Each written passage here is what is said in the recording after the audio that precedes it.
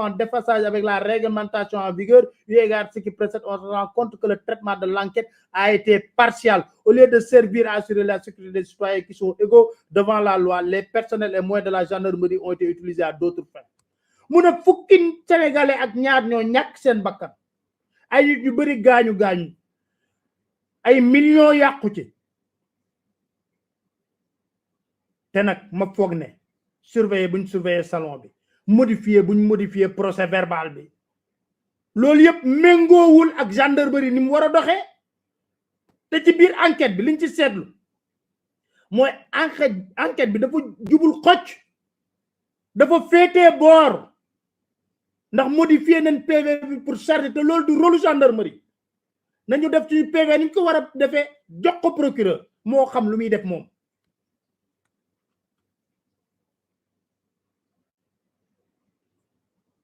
Les individus auteurs de cette mise en scène ont voulu faire de moi leur bouc émissaire. Ils ont voulu m'attribuer la fuite du procès verbal dont la dernière version était détenue exclusivement par le chef de la section de recherche.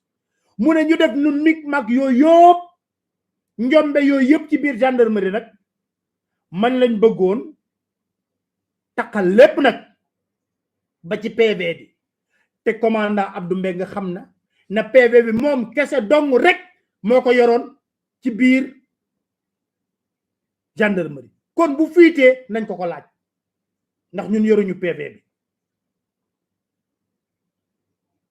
Après tout ce que j'ai relaté, j'estime que ma vie était menacée. Je pense que des personnes responsables d'un tel comportement n'hésiteraient pas à tenter à ma vie pour couvrir leur forfaiture. Mu ne ginnaaw ci loolu yëpp nag sama bakkan nekk ci xottu gerte ñu fës na maa rey parce que nag ñi am fit def lii ci biir gendarmerie duñu am sikki sàkk bu ñu bëggee boom sama bakkan. En plus de ma qualité de militaire, je suis un officier de police judiciaire, premier maillon d'une justice à laquelle je crois profondément. Je crois à ma liberté telle que garantie par la Constitution de la République du Sénégal. J'ai souvent agi ainsi à l'égard de tous les citoyens à solliciter mes services en tant que gendarme. C'est pourquoi je ne peux pas accepter que mes droits soient violés sans motif valable, surtout lorsque la base de cet enfant est manifestement illégale. Mon man militaire là, man capitaine Touré. Nekk policier judiciaire nekk cëslaay bu njëkk ci wàllu justice ma gëm ko lool gëmit sama liberté bi nga xam ne dafa tënku ci biir constitution bi mu ne du benn yoon du ñaari yoon ay citoyens sénégalais ñëw gis sama taxawaay na gendarme la ñu sàkku samay service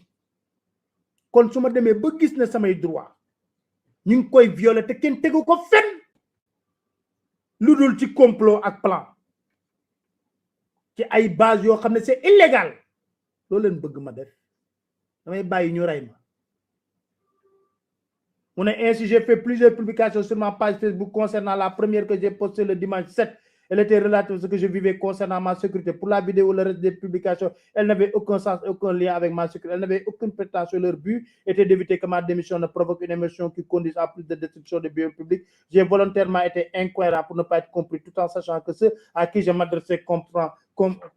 comprenaient bien mon message. Je me devais aussi de préserver mon honneur et de prouver ma sérénité dans la mesure où un médecin est venu à la section de recherche pour constater mon état de santé dans mon bureau. C'est rare qu'un médecin se déplace jusque dans le bureau d'un officier pour constater son état de santé. Je ne génn ci page Facebook am nag maa ko def yeneen ne ci topp ak vidéo ma ne ak yëfu dof lu yi ma doon def ña war a xam nañ yëfu dof lu yi ma doon def ña war a xam nañ moo tayoon di dof lu ñu foog ne damaa dof mu ne dem nañ ci ba indi médecin sama bureau lu foog ne damaa fa lu mustam. En somme, je réitère dans le cadre de cette affaire ma motivation de préserver ma vie face à l'inertie du commandement qui n'a donné aucune suite à mon compte rendu. Il s'agit également pour moi à ma manière de faire cesser les destructions de biens. Voilà. Illégaux qui ont cette sachant que de hauts responsables censés être des remparts contre l'injustice ont sciemment posé des actes graves et illégaux qui ont induit en erreur certaines autorités de l'État. Cette situation a même failli déstabiliser le pays. À mon avis, les responsables ont tenu l'image de la République du Sénégal à la face du monde. Pour cela, les responsables doivent s'utiliser. Mouné, c'est ma motivation bu njëkk aar sama bopp la woon ak sama bakkan ba ma gisee ne gendarmerie wax naa waxati bind kenn faalewuma ma gis ni ñaa ngi dee ñi ngi may topp man nii mën naa ci topp te lu gën a garaaw mooy kilifa yu mag yoo xam ne dañoo amoon yaakaar ne bu nekkee ne injustice dafa am ñoom ñoo war a taxaw xar seen tànk tubay ñoom ñoo def ay actes yu garaaw ba dugal ay autorité ci état bi loolu dem ba yëngal réew mi ba nguur naroon a wadd ñu yàq deru Sénégal mu ne pour loolu nag il faut ñu situer responsabilité yi léegi nag fa lañ ko ba mu waxee loolu ba pare fa lañ ko laaj ay question ma gaawantu ci rek question yi ñu ne ko est-ce que avez-vous commis une faute disciplinaire? Non, avez-vous commis une faute disciplinaire? Non, je n'ai commis aucune faute disciplinaire. Le lundi, mais je me soumets aux sanctions qui seront prises par mes chefs sur ce qu'ils estiment être des fautes militaires. Tay nak ngeen baal ma parce que man bëgguma di def ay live yu gudd yu weesu 1 heure de temps wala moins sax mais tey dina gudd parce que damaa bëgg a def li ba pare nag après dem ci balcon nekkaat sama beneen liggéey da ngeen baal ma tey dina gudd dégg nga ah ngeen baal ma rek parce que damaa bëgg lii ñu jeexal ko mu féetee boor du noonu wallaay yàlla xam na ko ok noonu la waaw ñu def ko ñu ne ko enquêteurs yi ñu ne ko le 8 mars ba nga fi jógee nga absenté est-ce que loolu du faute militaire mu ne leen à mon avis la caution d'une faute réside dans l'intention de l'auteur. En l'espèce, j'étais surtout motivé par le besoin de préserver ma sécurité et ma vie car je m'ai rendu compte à ma hiérarchie mu ne leen déedéet faute amu ci ndax ma toogoon ci biir section de recherche sax mën nañ ma fa rey te lu waral loolu mooy li xew lépp maa ngi leen koy wax te kenn jëlu ci benn matuwaay di ma topp kenn protégé wu ma ñu ne ko pensez-vous que l'absence des mesures protectrices peut justifier est-ce que le fait que joxuñu la protection war na tax nga absenté mu ne waaw man li ma jaaxal mooy après avoir rendu compte à ma hiérarchie des craintes pour ma vie ok je pense être en droit de faire le net ba ma joxee kay ñi war a yor sama kaaraange te man ñu xam lépp ba di ma wax moytu man ma def li dal sama xel ñu ne ko yow kan nga wax ne yow ñi ngi lay menacer mu ne j'ai rendu compte d'abord verbalement à plusieurs reprises au commandant Abdou Meng qui est mon chef moom laa ko njëkk a wax waxati ko loolu doyul ma bind le 3 mars 2021 ba léegi kenn tontuwuma ci gendarmerie bi commandant Meng de amul dara lu may wax na ma capitaine Touré moytul mu ne ca booba nag laa xam ne su ma jëlu sama métuwaay ñii mën a def njombe yi ci biir gendarmerie mën nañ maa rey ñu ne ko est-ce que yow avez-vous fait part de vos soucis sécuritaires à une autre personne de la gendarmerie mu ne oui j'en ai parlé au capitaine Elhadj Diouf mooy ki officier adjoint de la section de recherche. D'ailleurs en sa présence le commandant de la section de recherche m'a à plusieurs reprises demandé de faire attention car mon nom était évoqué en haut lieu mu ne waaw du moom rek wax naa ko capitaine Diouf beneen firnde mooy ci kanamu capitaine Diouf moom commandant Mbeng wax na ma moytul ñu ngi lay tudd fu ne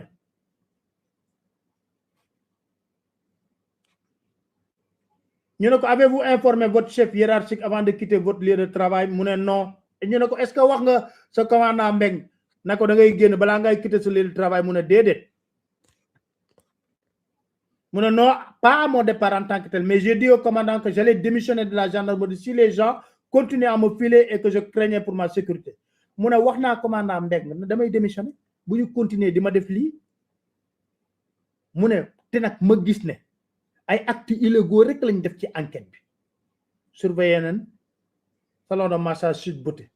balaa ñuy déposer plainte bi modifier nañ procès verbal bi rax ci dolli sama chef di ma wax na ma yow gars yi ñi ngi say tànk ma xam ne lii du jàmm ñu ne ko mais yow lu tax avez-vous notamment votre dessaisissement de l'enquête lu tax yow delloowoo enquête bi mu ne leen loolu mënul nekk ndax man lii may dund maa ngi ko dund ba ma pare enquête bi ba pare du ci biir enquête bi laa ko dundee mais ba ma defee enquête bi ba pare lañ ma topp di ma bundu xatal di ma topp di ma wax leen te loolu boobu pare woon naa enquête bi te nag lenn rek laa jàppoon na moo mën a sauver sama bakkan mooy ma bind mu dem ba ci général bi xam lu xew ñu ne ko fan nga nekkoon ba nga jëlee permission mu ne pour sama kaaraange tooguma woon benn place dama mobile woon maa ngi woon diggante Touba Mbour ak Dakar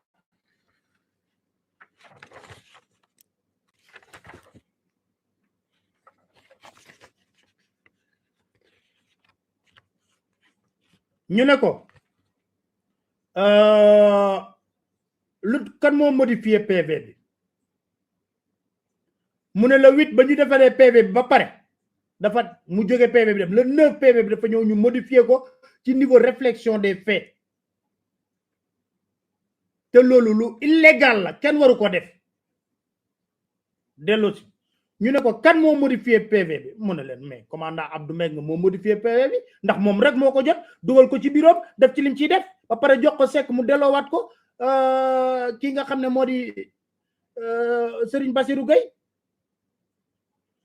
ñu ne ko comment avez-vous su que général Moussa Fall commandant de la gendarmerie territoriale avait ordonné la surveillance discrète du salon yow nan nga def ba xam ne général Moussa Fall da doon surveiller mu ne ko mais lorsqu'on est officier adjoint à la section de recherche si on est présent dans l'exécution permanente du service il y a des choses qui ne peuvent pas vous échapper surtout que les éléments sont placés sous vos ordres mu leen waaye yéen nag man ma nekk ci biir section de recherche nekk fi adjoint enquête bi yëpp ndek lan moo fi mën a xew mu nëbb te duma ko yëpp te nag éléments yi def des fois ñun ñooy doon seen patron ñu ne ko c'est-à-dire que ce que vous avancez vous avez été rapporté par vos hommes da nga bëgg a wax ne dañ la ko nettali mu ne comme je l'ai dit plus haut aucun officier section de n'a été impliqué dans le cadre mu ne yëgaluñ ko kenn benn maréchal de logis lañ koy yëgal ah ni ma def ba xam ko nag mënuma ko wax ñu ne ko waa loolu surveillance salon bi kañ la am mënuma waxe date exacte yi mais mën naa wax ne ay bési bés la balaa mbiru Adji Sarr di xew foofu ñu ne ko bu lee déglu dafa mel ni da ngay faral Ousmane Sonko mu ne faraluma kenn waaye li ma xam mooy gendarme taxawaayam bu njëkk warul far fenn je suis impartial saisi par des citoyens égaux devant la loi. Ce que je veux faire ressortir à l'espèce, c'est le fait que certains responsables de la gendarmerie aient posé des actes qui laissent croire qu'ils étaient en faveur d'une partie dans une procédure privée et ces mêmes personnes ont encouragé contre moi des actes contraires à la réglementation. mu neen faraluma kenn mais li may dénoncer mooy lu ñuy wax ne privé la diggante ñaari nit la gendarmerie di ci faree boor loolu moo jaaduwul ci procédure bi ndax ci doolu ñooñu di ci faree boor ñoo wëlbatiku nag di ma déglu di ma topp ñu ne ko avez-vous échangé avec monsieur Sonko mu ne oui j'ai échangé avec monsieur Sonko ba ma Abdou Mbengue joxe numéro le 5 le 6 ma envoyé ko convocation yónnee ko message ne ba laata loolu musuma gis Sonko musuma wax ak Sonko piège bi ñu ne ko nan nga woowee Ousmane Sonko monsieur honorable mu ne ba ma koy njëkk a woo dama ne monsieur Sonko laa ko njëkk a envoyé message tontuwuma mu ne ma fàttaliku ne ma député la ma yokku ci honorable Sonko tontuwuma dernier message bi nag ma yónnee ko ne ko bonjour monsieur le président parce que c'est un président l'appellation du président s'explique par le fait qu'il est un président d'un parti politique.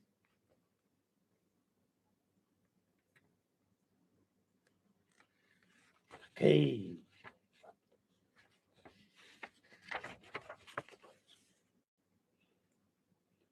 mu ñëw waxit ne lépp lu ma dal ci biir gendarmerie ñëpp ko yëgoon ñëpp na pat pataaral ñu ne ko waaw qui sont les auteurs de ces menaces mu ne xawma de waaye délégation de renseignement national sax bokkoon na ci ki ndax dañ ma doon déglu ñu ne ko lu tax nga jël décision démissionner mu ne ba ma toogee bind kenn faalewuma ma foog ne ñi nekk sama kilifa dañ ma bàyyi bëgg ñu boom ma ndax ci dolli ki nekk sama patron man ne ma mon nom est évoqué en haut lieu de la République ma tiit ni ñii dañoo bëgg a yàq sama der sosal ma duudal ma ba pare nag boo sàgg nun ñu jël sama bakkan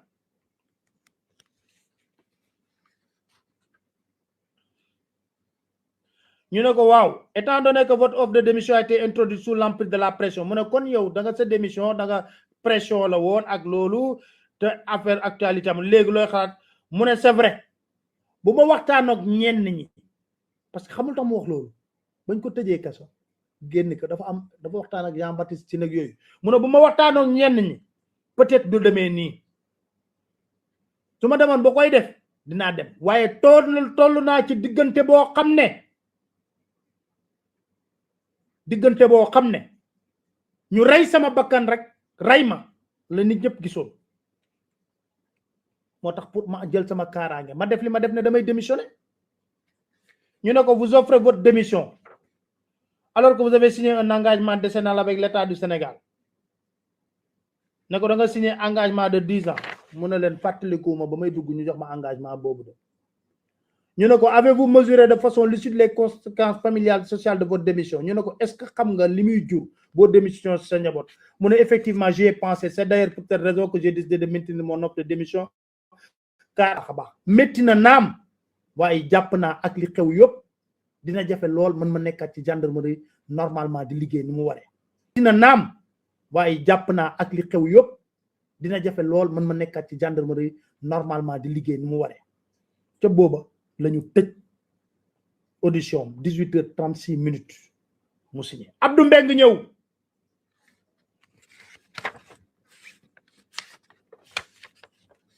Abdou Mbengue ñëw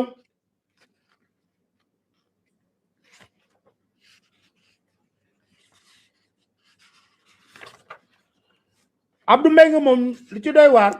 moom ñëw nañu interroger ko